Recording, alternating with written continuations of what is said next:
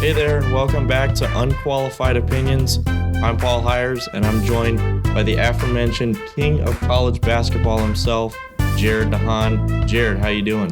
Doing pretty good. Good to be back in the studio.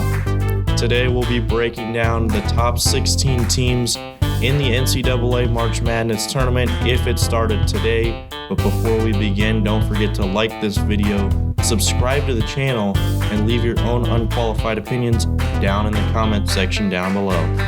Before we get started on the top 16 teams, Jared, what a day on Saturday this weekend when 7 of the top 10 teams went down in an upset loss. What do you think about that day in college basketball? I think it just goes to show how close this year has been in the top, not just the top 10 or just the top 25, but just college basketball in general. It makes it for it's been a really exciting first 4 months of college basketball. And I cannot wait to see what the next month has in store when you have teams like Purdue, Kentucky, Kansas, Gonzaga, Arizona, Auburn, that were the top 6 teams in the country, all went down on the same day. And then including Texas Tech, who lost at TCU, that was 7 of the top 10 teams. That's never happened before. That was the first time that had ever happened. That just goes to show how crazy this year has been and how exciting this March Madness will be for everyone. That being said, let's get into your predictions for the top 4 seeds in the West Regional in the tournament. Yeah, so in the West region, this year we're projecting that to be the top 1 seed. I have Gonzaga right now as my number 1 overall seed. They did lose the last regular season game at St. Mary's, and St. Mary's is in the top 20. I think they're currently ranked 19th. So that's not a terrible loss for Gonzaga. It was kind of surprising how well they played all throughout the year in the WCC, but a letdown at the last game. But they pick up this week. They automatically are in the semifinals of the West Coast Conference. So if they win that, I think they're easily the number 1 seed in the tournament. My second seed in this bracket is Wisconsin.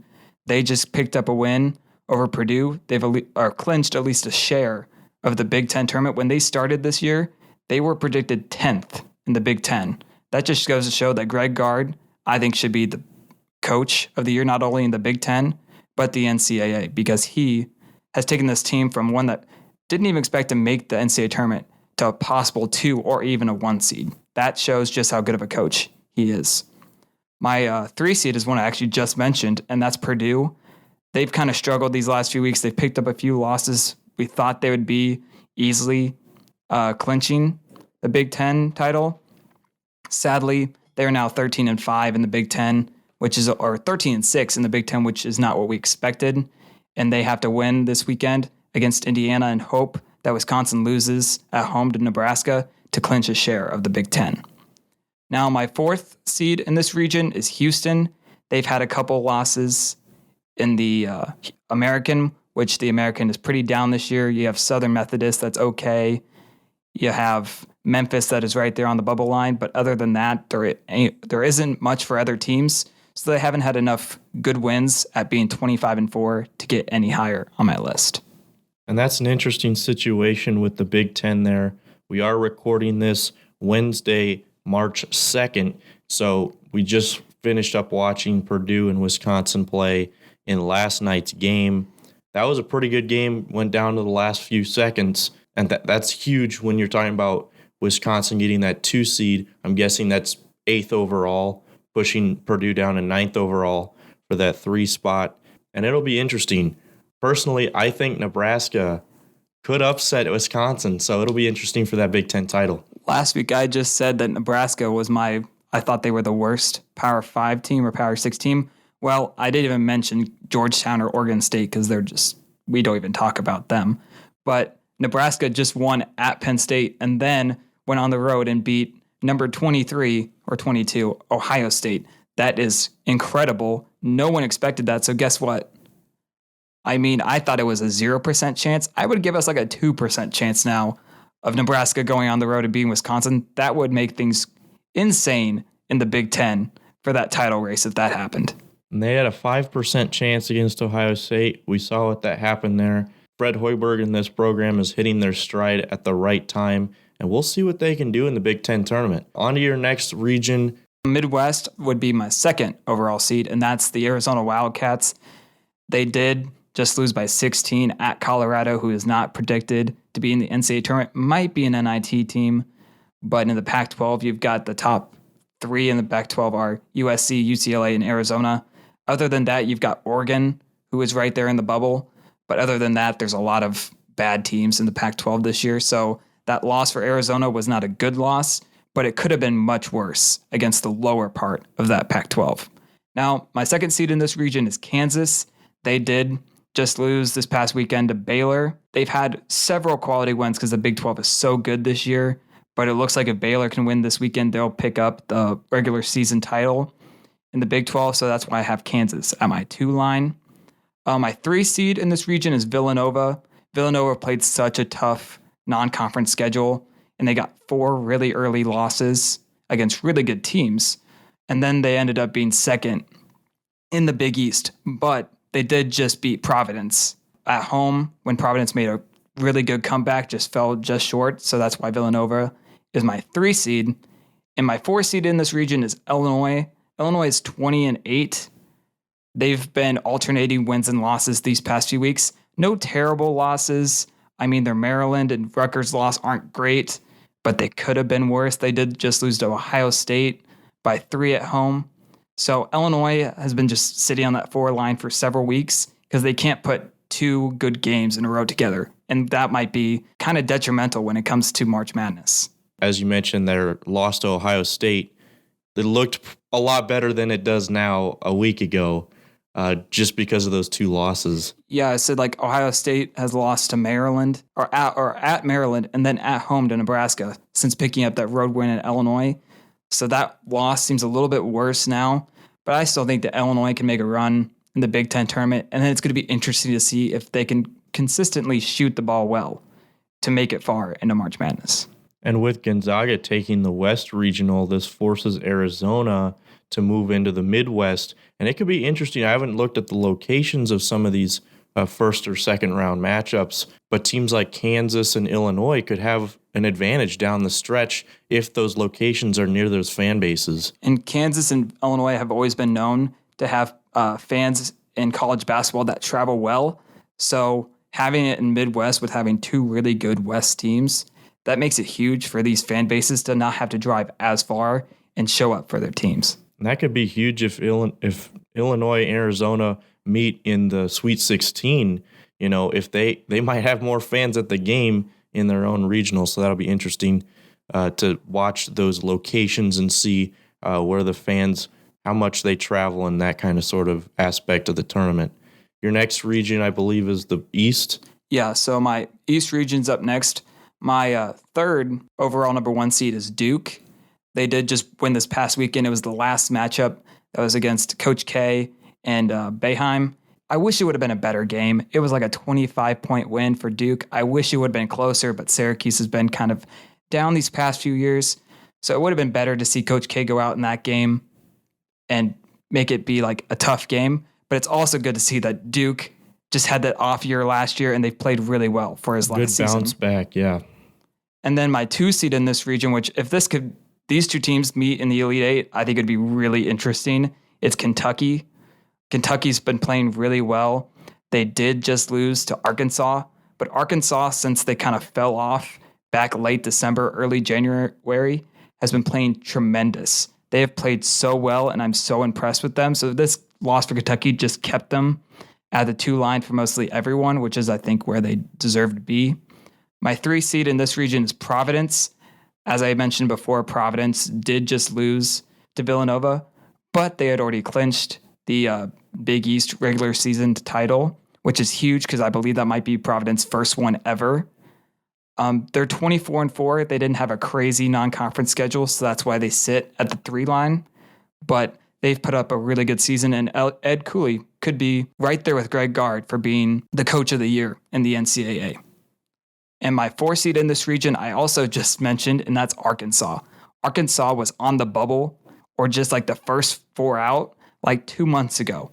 And now we're talking them being one of the best teams basically in the country, just beating a forecasted 2 seed.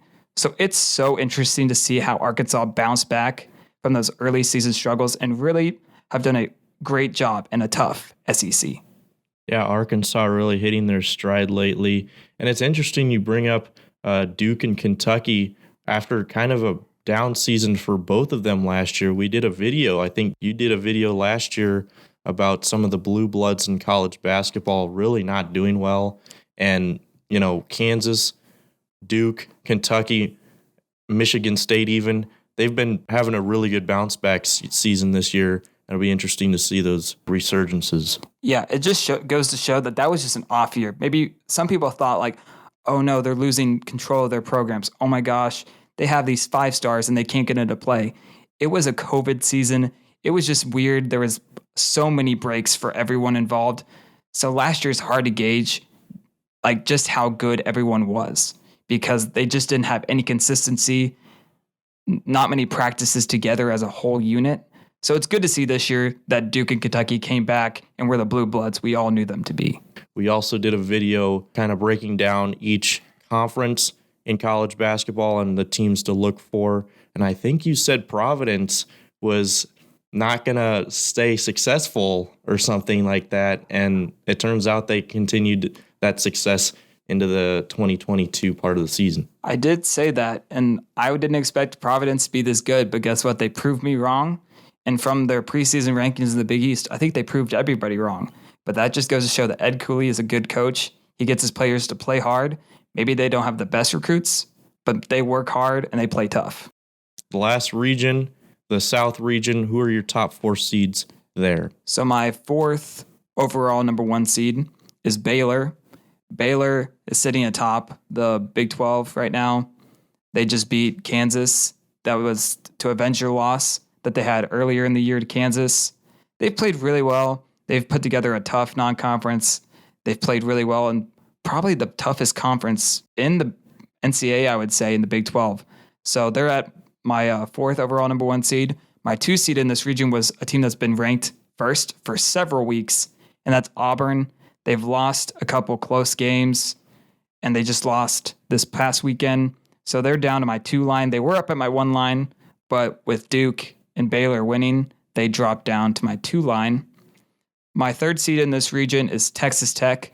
They're at 23-7. They just picked up a win earlier this week against Kansas State at Texas Tech. And that Kansas State game was really close. They had to pull together those last 3 minutes. It was tied. And so if they would have lost that, they may have been my 4 seed or even in my 5 line because K-State is at 14-15 now. So that's not a record that you would have wanted to lose to. That would have been a quad 2 or quad 3 loss for them, which would not have been a good look right before the NCAA tournament. And my 4th team in the South is Tennessee. Tennessee is I believe my 4th SEC team in my top 16. The SEC is really good this year. Tennessee had a great early season win at home against Arizona to give Arizona their first loss on the year. Tennessee's team plays tough, and I think they're one team to watch out for. I wouldn't want to be a team that has to see them in March or even in the SEC tournament.